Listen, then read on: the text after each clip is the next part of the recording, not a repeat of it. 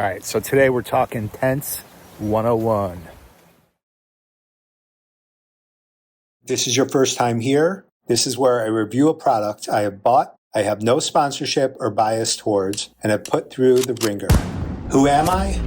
I've been mountaineering, climbing, and backpacking for over 20 years. I'm the guy who intentionally gets lost in the woods to see if I can survive and get out with only the gear on my back. I'm the guy who buys and tests out all this gear so that you don't have to. Welcome to Short Road. Tents are not as complicated as they might seem, especially when you're buying one, especially the first time you're buying a tent. They're pretty simple. You have a 3-season tent and you have a 4-season tent. That's basically it. 3-season tent, it's going to be spring, summer, fall, so nothing insanely cold. 4-season tent is basically winter camping. So if you're going to be in snow, you're going to do a 4-season tent. When it comes to sizing tents, again, it's pretty simple. 1-person tent, it's very small. 2-person tent is basically a 1-person tent with a little extra room, and so on. So it's best to just cut off a number, subtract by 1, and that's what it's going to sleep comfortably. So if you do buy a 3-person tent, keep in mind that's basically a 2-person, maybe 2.5-person, like a kid or a dog. Tent size, can you fit 3 people in a 3-person tent? Yes, but it is going to be uncomfortable. There's not going to be a lot of room to put your pack or anything else, so keep that in mind. Do you need a tent with a vestibule? If you're doing winter camping, 4-season, yes. Get the vestibule. It definitely comes in handy for a multitude of reasons. You can cook there, which is nice. You can leave your pack, your boots there. Again, nice. In some tricky situations where you are stuck in the tent because of bad weather, that is a good place to go to the bathroom. If you can literally not get out of your tent, vestibule is going to come in handy. Otherwise, you don't really need one. It's just going to be added weight, and you're not going to really have that much of a use for it. So I would not look for that. So when it comes to ultralight tents, think about your uses for them. If you're doing car camping, don't waste your money on an ultralight tent. Just grab like a big one. Doesn't matter if it's heavy, save some money there. And if you are going to be doing long hikes for multiple days, that's when the ultralight tent will come in handy. I did do a review of the Nemo Osmo Hornet, which is my go-to when I'm camping alone. And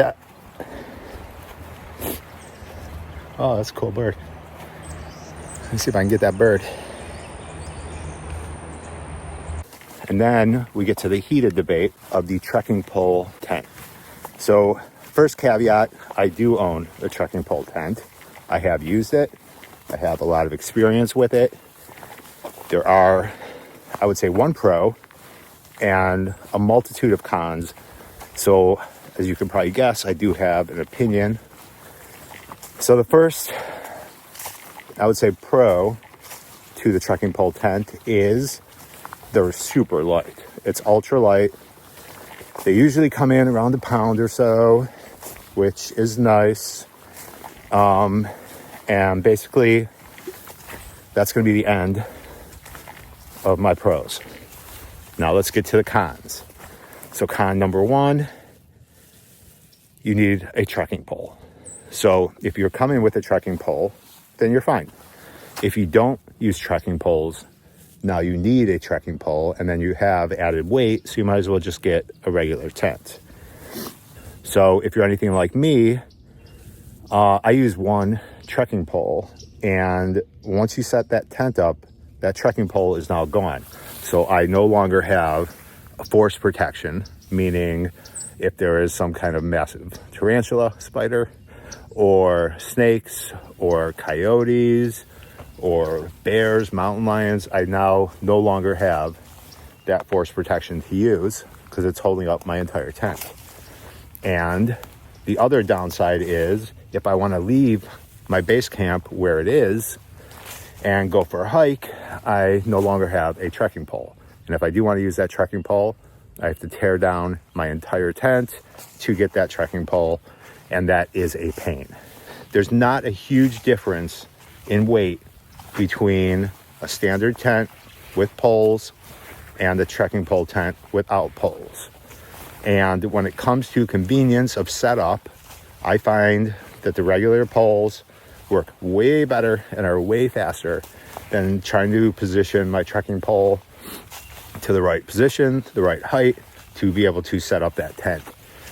That to me is a big deal. When I get to camp at the end of a long day hiking or climbing or mountaineering, I don't want to be fussing around with trying to get my tent perfect. I want to set it up and I want to get in it. I want to eat, I want to drink, I want to rest up, I want to hang out. I do not want to be fooling around with my trekking pole. And from what I've found, it is definitely more of a pain in terms of setup with the trekking pole tent, especially if you set everything up, you get in your tent, you realize, wait, something's off, the ground isn't level like I thought, or, there's some kind of big divot underneath. That's super annoying. If you want to move that tent, you got to break the entire thing down, move it a foot or two to the side, and set it up again. With a regular pole tent, all I have to do, lift it up, move it over. Done. Stake it down. So there's too many pros to a regular tent for me that justify taking the regular tent over the trekking pole tent. I'm not a huge fan. Now, some people out there are going to be massive fans. They're going to think it's the greatest thing ever. They love it. That's awesome. Go with it. For me personally, I think, and for most people, the convenience of the poles is worth the extra, what have you, 6 ounces, I think that they weigh, than just the trekking pole. But again, I know it's a heated debate. It's a lot of opinions about the trekking pole tents, so I'm going to leave that one up to you, but that is my opinion and my advice for you guys. So let's talk footprints. Do you need one? Do you want one? Can you get by without one? Yes, is the answer to all those. Do you need a footprint? You do not. Now, there's definitely pros and cons to having a footprint for your tent. I would say the biggest thing to consider is where you're going to be setting up camp. If the ground is rocky, sandy, coarse, if there are a lot of roots, pointy sticks, it may be a good idea to bring that footprint. If you're going to be basically on grass, in campgrounds, kind of softer pine needles, dirt, you probably will not need a footprint. So I would say the biggest pros to having that footprint are, number one, of course, what it was made for, to protect your tent, to protect the floor of your tent. It's definitely thicker. It's definitely more robust. It will give your tent a longer life. Another pro is now you basically are carrying a tarp. So with that footprint, you could use it as a tarp to build a shelter. You can use it to shield rain, any kind of weather.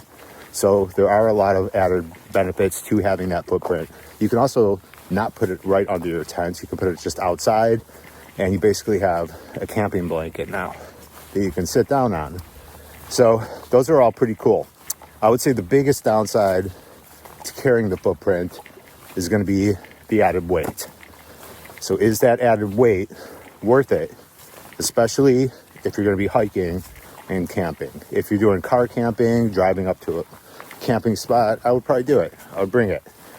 If I'm going for a multi-day hike, depending again on where I'm going, I am probably not going to be taking a footprint because I do not want that extra weight on my back.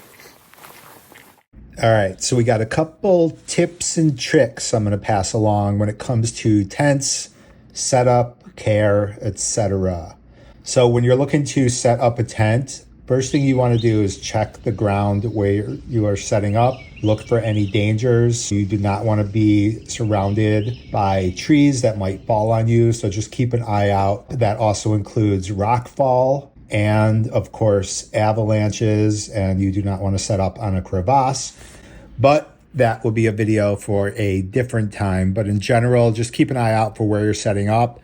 You also want to be looking for flat ground. Try not to set up on an angle. Look for any kind of big holes or divots or anything that might puncture the tent. When staking out that tent, get that stake nice and secure, and make sure all of the lines are attached properly and the knots are secure.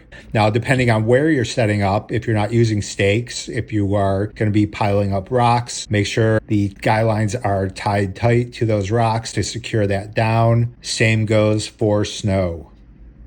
It's also important to vent out that tent. If you don't, condensation is going to build up inside the tent. That is going to turn to frost. So keep that in mind. Everything will eventually get wet in there, and that you do not want. And then last up, when you get back from your trip, it's always a good idea to clean that tent off, leave it out, let it dry in the wind. Do not store it wet or damp. It will just build up mold and mildew and ruin the tent. What I like to do is treat the zippers. They sell like a bunch of waxes you can buy. And I like to just check it for any kind of holes or tears. That way I can mend them right there, tape them up, and then I'm good to go for my next trip. And there you have it. If you have any other questions about tents, let me know in the comments. Otherwise, thanks for watching.